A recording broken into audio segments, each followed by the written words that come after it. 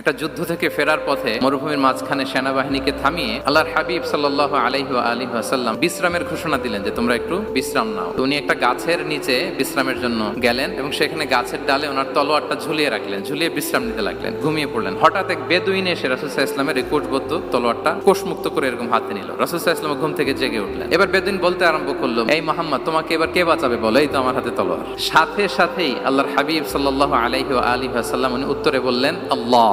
কোনো চিন্তা ভাবনা নাই যে ওরে আঘাত করা যায় কিনা পাল্টা, বা কোনোভাবে ওর কনফিডেন্স ডাউন করা যায় কিনা, কোনো দিকে না তাকিয়ে কি বললেন? আল্লাহ।